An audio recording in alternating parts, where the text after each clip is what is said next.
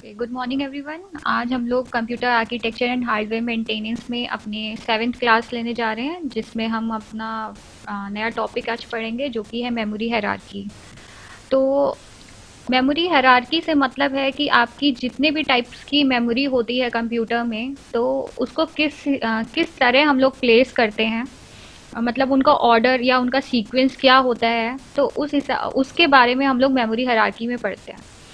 तो जैसे कि हम लोग जानते हैं कि हम लोग में रजिस्टर होते हैं, कैश मेमोरी होती है, मेन मेमोरी होती है, फ्लैश मेमोरी होती है, मैग्नेटिक हार्ड डिस्क होते हैं, मैग्नेटिक डिस्क होते हैं, मैग्नेटिक टेप्स होते हैं जिसको हम टेप ड्राइव भी बोलते हैं।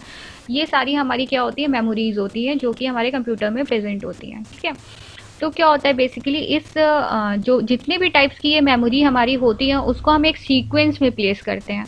वो सीक्वेंस क्या हो सकता है हमारा?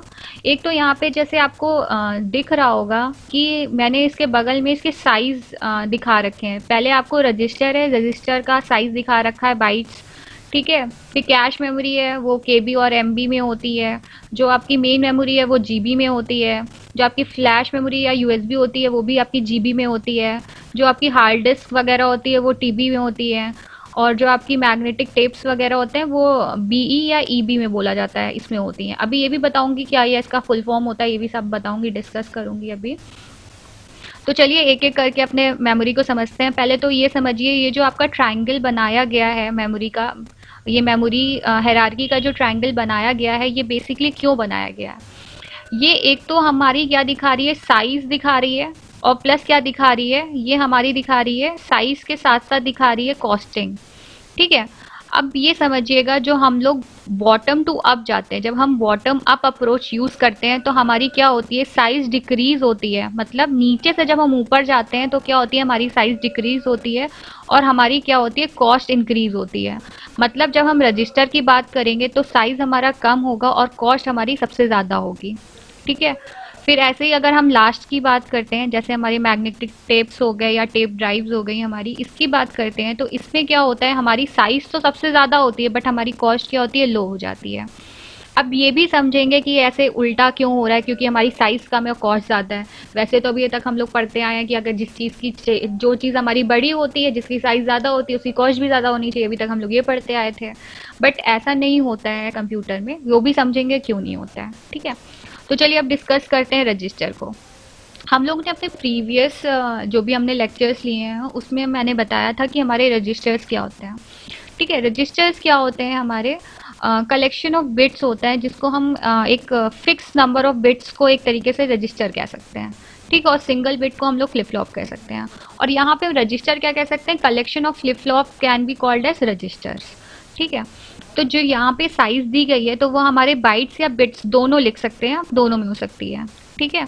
और जो रजिस्टर होती है वो हमारी क्या होती है, सीपीयू में प्रेजेंट होती है। और यहाँ पे जो हमारा क्वेश्चन बनता है कंपटीशन एग्जाम के लिए, वो क्या होता है, पूछा जाता है आपसे ऐसी मतलब आपको क्वेश्चन दे दिया जाएगा, स्मॉलेस्ट मतलब या फास्टेस्ट प्रोसेसिंग यूनिट क्या हो, या प्रोसेसिंग के लिए कौन सा आपकी मेमोरी यूज़ होती है फास्टेस्ट प्रोसेसिंग के लिए। तो आपको ऑप्शन आ जाएंगे, register, cache memory, main memory, ठीक है, सेकेंडरी मेमोरी।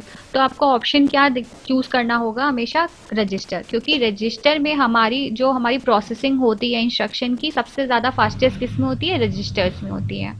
ठीक है। The next one is cache memory. Cache memory क्या होती है, बेसिकली हमारी कैश मेमोरी भी हमारी सीपीयू में ही होती है, प्रेजेंट होती है। और कैश मेमोरी को हम लोग एस रैम भी बोलते हैं। एस रैम क्या होता है, हमारा स्टैटिक रैम। रैम क्या होता है,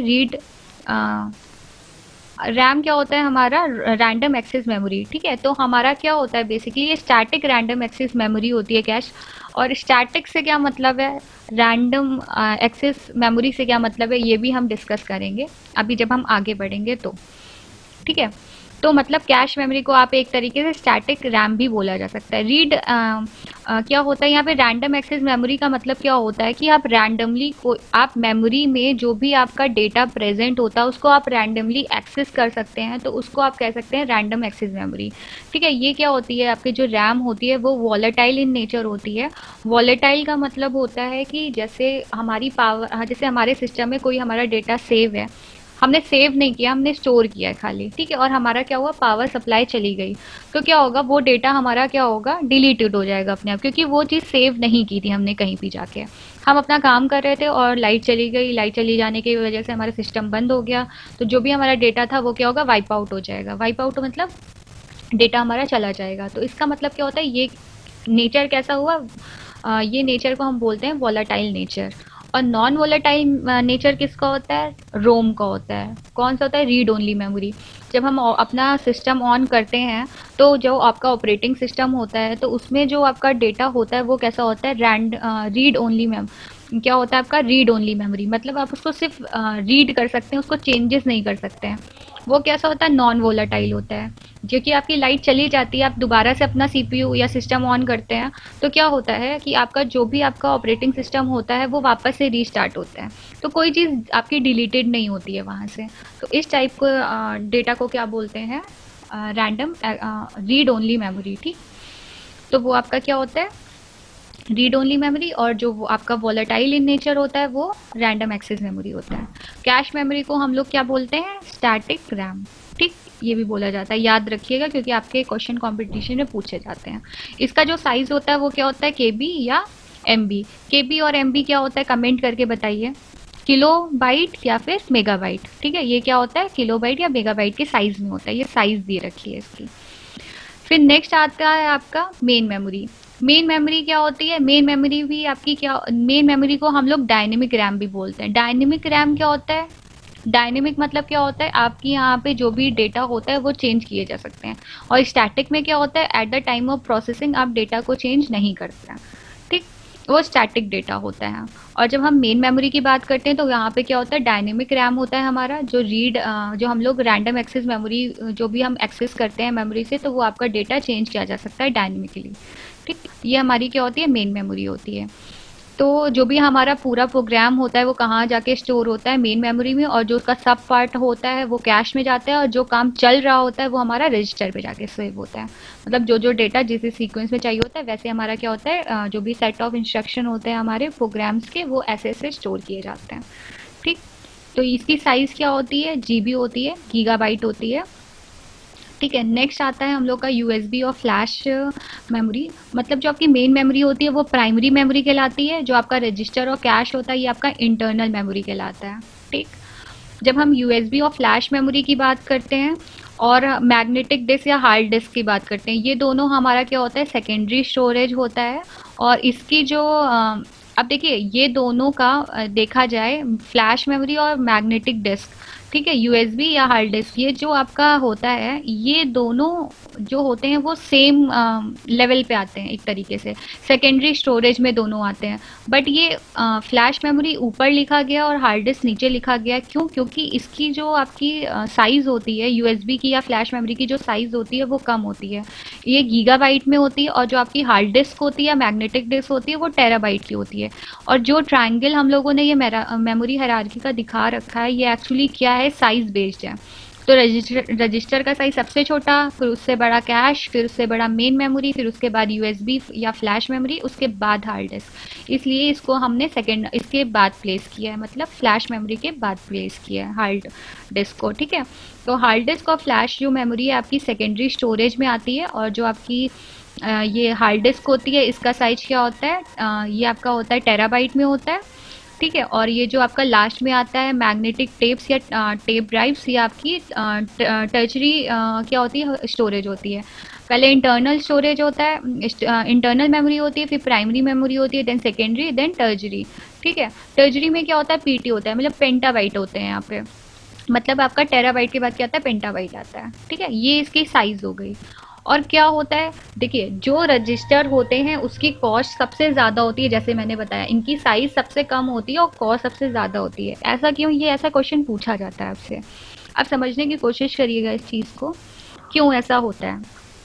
देखिए जो चीज़ जितनी छोटी छोटी होती है उतनी ज़्यादा कॉम्प्लिकेटेड होती है, ठीक है। उसको एक तो सबसे ज़्यादा जो चीज़ छोटी होती है वो कॉम्प्लिकेटेड ज़्यादा होती है, प्लस जो रजिस्टर हमारा होता है सीपीयू में, वो क्या होता है, वो मेन प्रोसेसिंग के टाइम पे ही काम करता है। मतलब जब हमको जो डेटा चाहिए होता है वो सीपीयू में ही ये डेटा को स्टोर कराता है अपने अंदर रजिस्टर, ठीक है।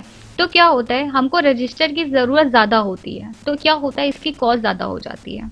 ठीक है, क्योंकि हमको अपने डेटा को प्रोसेसिंग कराने के लिए जो हमको चीज़ें चाहिए होती हैं, जो डेटा चाहिए होता है, वो हम कहाँ स्टोर करेंगे, रजिस्टर में स्टोर कराएंगे। तभी हमारा प्रोसेसिंग क्या होगा, फास्ट होगा। और क्या होगा यहाँ पे रजिस्टर में, क्या होगा, हमारा प्रोसेसिंग फास्ट होगा, स्पीड सबसे ज़्यादा होगी रजिस्टर की। और जो मैग्नेटिक टेप्स होंगे, ये आपकी जो टर्जरी स्टोरेज है, यहाँ पे क्या होगा, स्पीड बहुत ही स्लो होगी।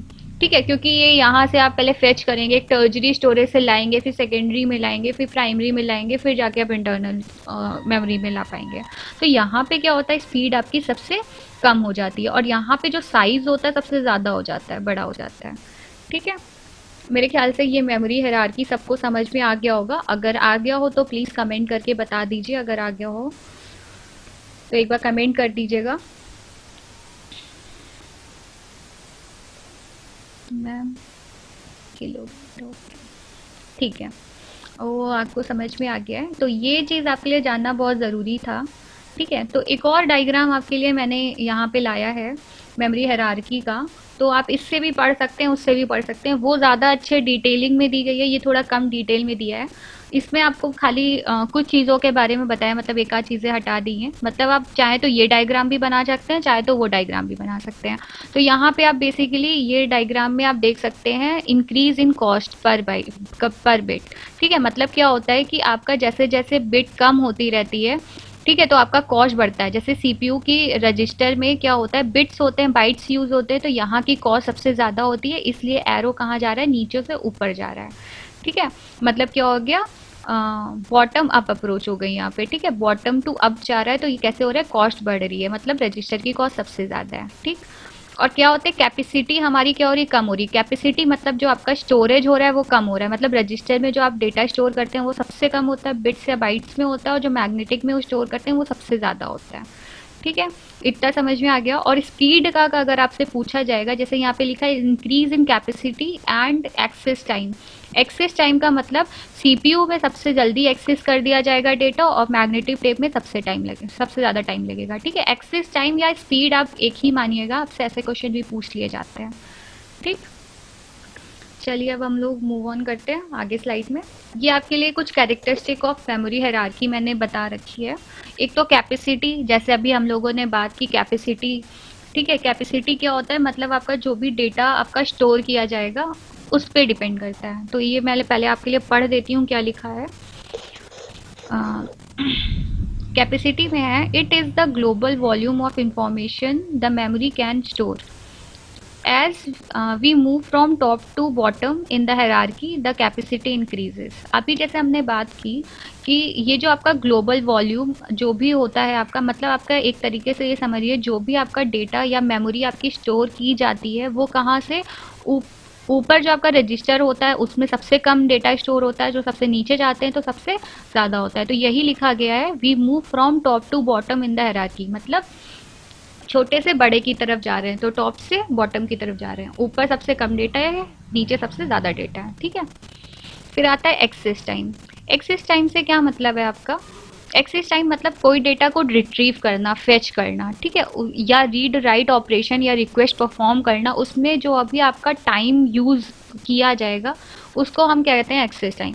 मतलब मान लीजिए आपने कोई रिक्वेस्ट भेजी, आपने डेटा को रीड कराने के लिए या राइट कराने के लिए कोई रिक्वेस्ट भेजी, उस रिक्वेस्ट को भेजने के बाद आपको जो भी आपका आउटपुट ऑब्टेन हुआ उसमें कितना टाइम ड्यूरेशन लगा, उस चीज़ को हम क्या बोलते हैं, एक्सेस टाइम बोलते हैं।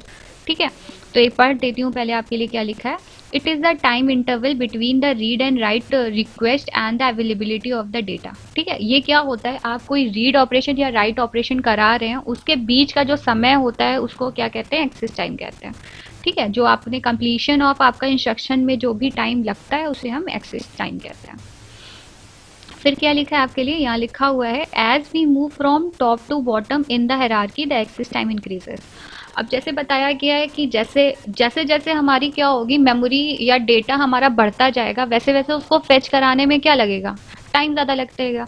अगर आपके पास मान लीजिए रजिस्टर में 2 खाली बिट का डेटा है, आप उसको जल्दी जल्दी से एक्सेस करा पाएंगे कि अगर आपके पास ज़्यादा बहुत सारा डेटा है। अब डेटा क्या होता है, आपको फाइंड करना पड़ता है। अब क्या होता है कंप्यूटर में, बेसिकली क्या होता है, जब आपका खूब सारा डेटा होता है तो डेटा रिट्रीवल में टाइम क्यों लगता है, क्योंकि बहुत सारे डेटा में किसी फाइल को सर्च करना या किसी पर्टिकुलर डेटा को सर्च करना, उसमें टाइम हमको ज़्यादा।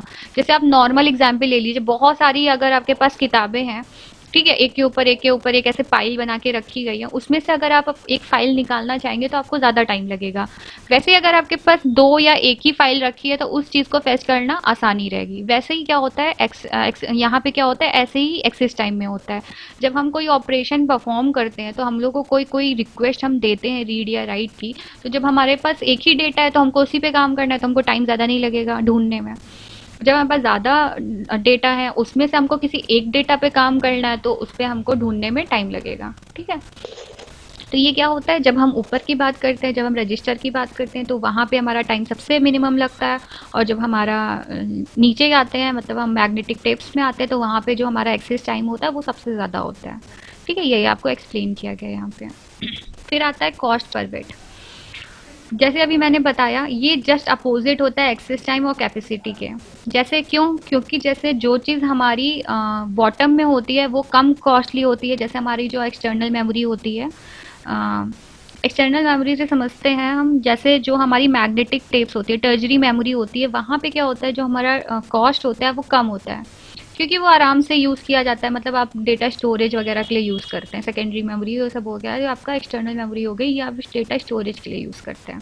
ठीक है, तो वहाँ पे वो उसकी कॉस्ट होती है काफ़ी कम होती है। बट वहीं अगर आप कैश मेमोरी और रजिस्टर की बात करेंगे तो रजिस्टर की सबसे ज़्यादा लगती है।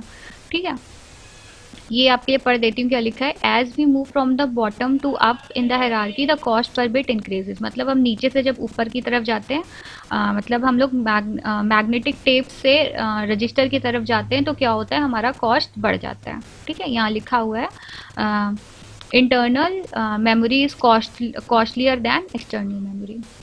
ठीक, और लास्ट आती है आपकी परफॉर्मेंस। परफॉर्मेंस के लिए पहले तो पढ़ देती हूँ आपके लिए क्या लिखा है। Either when the computer system was design without the memory hierarchy design, the speed gap increases between the CPU register and main memory due to the large difference in access time. This result in lower performance of the system and thus enhancement was required. The enhancement was made in the form of memory hierarchy design because of the performance of the system increases. One of the most significant way to increase the performance is to minimize how far down the memory hierarchy can go to manipulate data. ठीक है, अब performance से समझते हैं, जितना दूर हमारा data जाके स्टोर होगा उतना ज़्यादा टाइम लगेगा उस चीज़ को हमको फेच कराने में। ठीक है, बस यही चीज़ होती है परफॉर्मेंस में। अब कोई चीज़ आपके पास में रखी है तो आप जल्दी से उठा के काम करने लगेंगे, आपका परफॉर्मेंस इंक्रीज हो जाएगा। ठीक है, परफॉर्मेंस मतलब आपका काम यूटिलाइजेशन, जो टाइम होता है वो कम होता है, एक्सेस टाइम होता है वो कम होता है। ठीक है, जो डिफरेंस बनता है वो कम होता है। अब वही अगर आपको कोई काम करना है तो आपका जो भी किताब, जैसे मान लीजिए आपके बगल में किताब है और आपको कुछ बनाना है, कुछ लिखना है, कोई डेटा सेव कराना है अपनी कॉपी में, लिखना है, सेव करना है। ठीक है, तो आप क्या करते हैं, आपके बगल में कॉपी, आप तुरंत उठाएंगे, तुरंत काम करना शुरू कर देंगे। अब मान लीजिए कोई आपको वही काम करना है उसी कॉपी में, पर आपकी कॉपी वहाँ पे प्रेजेंट नहीं है। अब वो 3 मंजिल ऊपर रखी हुई है, मान लीजिए आपके ऊपर के कमरे में रखी हुई है, ऊपर के कमरे में रखी है।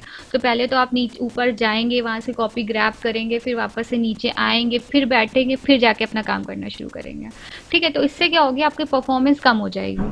अब आपका पहला वाला काम देखा जाए तो आपका दूसरा वाला काम देखा जाए, दोनों में कंपेरिजन किया जाए तो परफॉर्मेंस किसी पहले वाले की ईजी होगी, ज़्यादा अच्छी मानी जाएगी। तो यही चीज़ क्या होती है, ऐसे ही क्या होता है कंप्यूटर में होता है।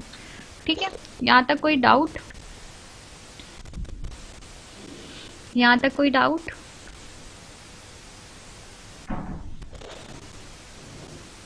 कमेंट करके बता दीजिएगा कोई डाउट नहीं है तो। ठीक है, तो चलिए अब कंटिन्यू करते हैं। कैरेक्टरिस्टिक्स हो गई हमारी, अब हम बात करते हैं अपनी मेमोरी हायरार्की में। अब ये क्या होता है, मेमोरी हायरार्की जो आपकी होती है वो दो टाइप की होती है। पहला क्या होता है, एक्सटर्नल मेमोरी, जिसको हम सेकेंडरी मेमोरी भी कहते हैं। दूसरा क्या होता है, हमारा इंटरनल मेमोरी, जिसको हम प्राइमरी मेमोरी कहते हैं। एक्सटर्नल मेमोरी क्या होती है, वो मेमोरी होती है जो हम एक्सटर्नल, जो हमारी पेरिफेरियल स्टोरेज डिवाइसेस होती है, जिसको हम अलग से लेके आते हैं, जिसमें अपना डेटा सेव कराते हैं, वो हमारी एक्सटर्नल स्टोरेज कहला जाता है या एक्सटर्नल मेमोरी कहलाती है। और जो आपकी इंटरनल मेमोरी होती है, प्राइमरी मेमोरी होती है, वो क्या होती है, सीपीयू के अंदर होती हैं। जैसे आपका मेन मेमोरी हो गया, ठीक है, कैश मेमोरी हो गया, रजिस्टर हो गया, ये सब क्या होते हैं, ये क्या होता है, डायरेक्ट एक्सेस कर सकता है प्रोसेसर। बट जो आपकी सेकेंडरी मेमोरी होती है वो क्या होता है, डायरेक्ट एक्सेस नहीं कर पाता है। क्या होता है, पहले आपको वहाँ पे क्या होता है, आप पहले उसको अटैच कराते हैं अपने सिस्टम से, उसके बाद आप डेटा उससे फेच कर सकते हैं। ठीक है, तो आपके लिए जो लिखा है वो एक बार पढ़ देती हूँ। This memory hierarchy design is divided into two types. मतलब आपकी मेन मेमोरी हायरार्की होती है वो दो टाइप्स में डिवाइड होती है। पहली आपकी क्या होती है, पहली तो फिलहाल आपकी इंटरनल मेमोरी होती है और प्राइमरी मेमोरी भी इसे कहते हैं। पहला इसमें पढ़ देती हूँ क्या लिखा है। comprises of main memory, cache memory and CPU register. This is directly accessible by the processor. ठीक है, मतलब मेन मेमोरी में क्या होता है आपका, मेन इंटरनल मेमोरी में क्या होता है या प्राइमरी मेमोरी में क्या क्या होता है, मेन मेमोरी, कैश और सीपीयू रजिस्टर, ये तीन याद रखिएगा हमेशा। ठीक है, ये तीन ही मेमोरी होती है जो आपकी प्राइमरी मेमोरी में प्रेजेंट होती है। और ये क्या होता है, डायरेक्ट प्रोसेसर आपको क्या अगर डायरेक्ट एक्सेस करता है डेटा को। अब जब हम एक्सटर्नल मेमोरी या सेकेंडरी मेमोरी की बात करते हैं तो इसमें क्या क्या होते हैं, comprises of magnetic disk, optical disk, magnetic tapes etcetera. मतलब इसमें आपकी हार्ड डिस्क भी होती है, ऑप्टिकल डिस्क भी होती है, मैग्नेटिक टेप्स भी होते हैं और मैग्नेटिक डिस्क भी होती है। या तो इसको क्या बोला जाता है, peripheral peripheral storage device which are accessible by processor via input output modules. मतलब क्या होता है, यहाँ पे आपको एक एक्सटर्नल मॉड्यूल चाहिए होता है जिसके थ्रू आप डेटा को एक्सेस कर सकें। ठीक, मेरे ख्याल से सभी को पता होगा इनपुट आउटपुट डिवाइस क्या होती है। यहाँ तक कोई दिक्कत कमेंट करके बताएं। यहाँ तक कोई दिक्कत। मैम पेरीफेरियल डिवाइसेस क्या होती हैं, पेरीफेरियल डिवाइसेस क्या होती है आप बताइए, कमेंट करके बताएं पेरीफेरियल डिवाइसेस क्या होती है। हम लोगों ने पढ़ा था, ये फर्स्ट ईयर में भी पढ़ा गया था।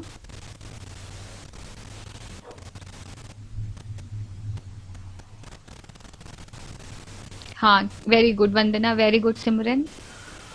क्या होती है, जैसे हमारा कीबोर्ड हो गया, माउस हो गया, ये सब क्या होता है, हम एक्सटर्नली अटैच कराते हैं। ठीक है, अपने सिस्टम में एक्सटर्नली अटैच कराते हैं इनपुट देने के लिए। तो ये क्या होते हैं, पेरीफेरियल डिवाइसेस हो जाती है। वैसे ही आपके पेरीफेरियल स्टोरेज डिवाइसेस क्या हो जाएंगी, जो हम अलग से मेमोरी लगा रहे हैं जिससे हम स्टोरेज करा रहे हैं डेटा का।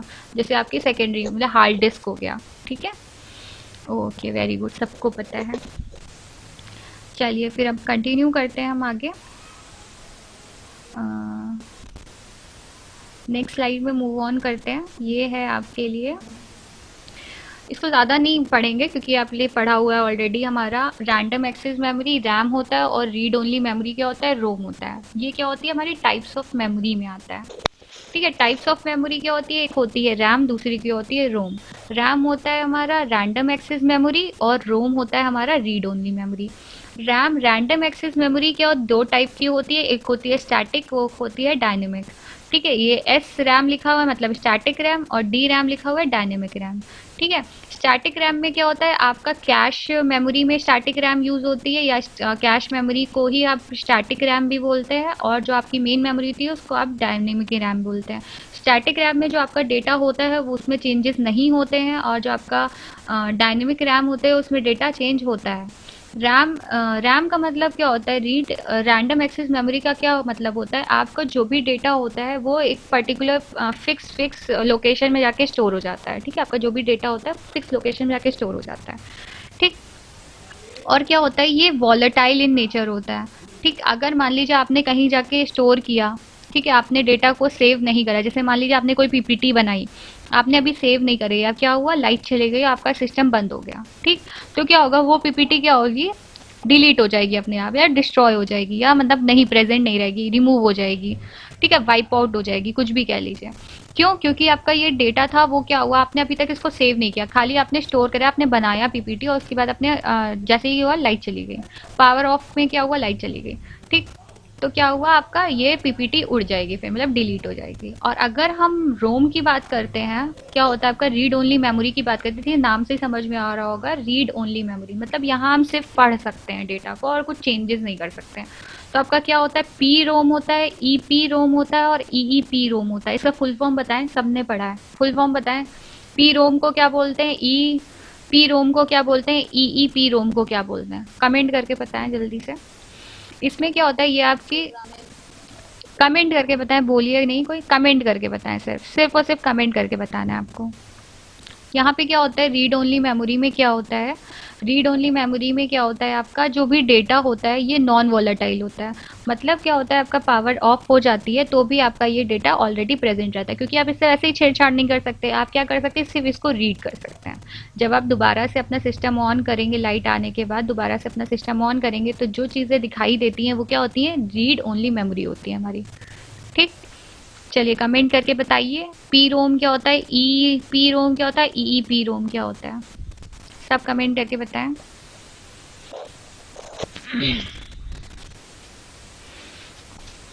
सबने पढ़ा हुआ है, वेरी गुड, सबके कमेंट्स आ रहे हैं, बहुत अच्छी बात है। ठीक है, वेरी गुड।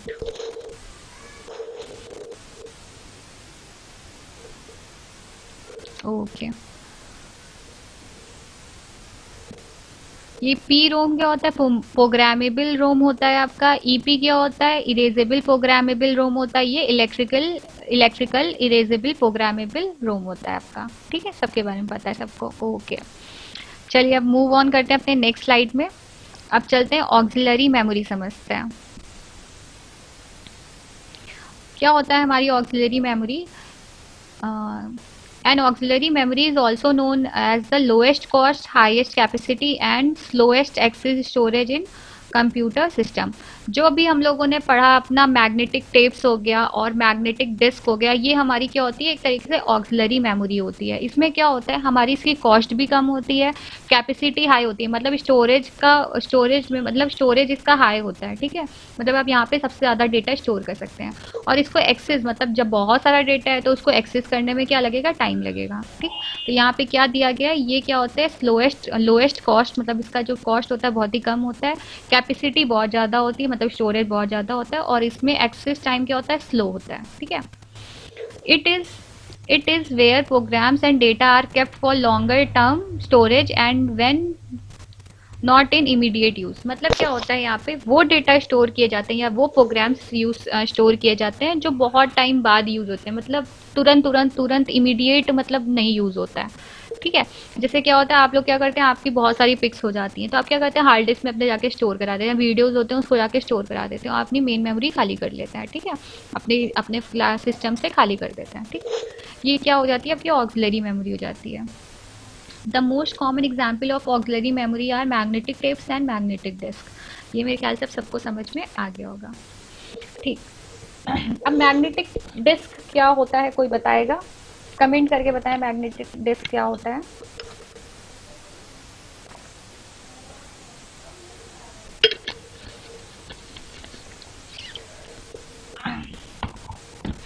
इसको तो पहले हम डायग्राम से समझते हैं। ठीक है, मैग्नेटिक डिस्क को हम डायग्राम से समझते हैं। मैग्नेटिक डिस्क तो आपकी, आपने देखा होगा डिस्क होता है, डिस्क समझते हैं ना क्या होते हैं, सीडी वगैरह आप लोगों ने देखी होगी, वो क्या होती है, गोल में होती है, गोल टाइप्स में होती है, मतलब उसका शेप क्या सा होता है, सर्कुलर होता है। ठीक है, अगर इसमें हम एक ऐसे लाइन ड्रॉ कर देते हैं, मतलब एक तरीके से, तो क्या होता है, जो आपका ये जो इन ये दो लाइन के बीच में जो आपका ये आ रहा है, इतना पोर्शन आ रहा है, इसको क्या बोल देते हैं, सेक्टर्स बोल देते हैं। ठीक है, ये जो अगर कोई भी डिस्क को अगर हम इक्वली डिवाइड कर देते हैं कितने 1 लाइन 2 लाइन एंड 3 लाइन से, अगर अगर हम इसको इक्वली 3 लाइन में अगर हम ड्रॉ कर देते हैं, इक्वली सेक्शन कर देते हैं, तो 2 लाइन के बीच का जो पोर्शन होता है उसे हम क्या बोलते हैं, सेक्टर्स बोलते हैं। ठीक है, आप लोग स्क्रीन पे देख पा रहे होंगे। फिर ये जो आपकी ये चीज़ें होती हैं जो आपको ऐसे दिखा रहे हैं सर्किल फॉर्म में, इसको हम क्या बोल देते हैं, ट्रैक्स बोल देते हैं। और जो इन ट्रैक्स के बीच में जो चीज़ें सेशन आता है उसे क्या बोलते हैं, रीड राइट हेड बोल देते हैं। ठीक है, ये हमारा मैग्नेटिक डिस्क होता है। ये एक तरीके से डायग्राम आपके लिए दिखाया गया है कि मैग्नेटिक डिस्क होता कैसे, किसको क्या क्या बोला जाता है। तो आपके इस पे क्वेश्चन बनते हैं, तो जैसे आपका ये हो गया, सेक्टर्स हो गया, इस पे क्वेश्चन बन जाएंगे, ट्रैक्स पे बन जाएंगे, तो आपको सीधे सीधा टर्म दे दिया जाता है। ठीक, अब चलिए देखते हैं मैग्नेटिक डिस्क क्या है। Magnetic disk is the type of memory constructed using a circular plate और अ मेटल और a plastic coated with a magnetized material, ठीक है, सबने देखी है। Usually both side of the disk are used to carry out read and write operation. However, several disks may be tracked on one spindle with read and write head available on each surface। ठीक है, इसमें क्या होता है, आप लोगों ने सभी ने डिस्क देखी है मेरे ख्याल से, सबको पता होगा क्या होता है। ठीक, तो इसको ज़्यादा डिटेल में नहीं जाते हैं, अब समझते हैं हम लोग एसोसिएटिव मेमोरी। ठीक है, associative memory can be considered as a memory unit whose stored data can be identified for access by the content of data itself rather than an address or memory location।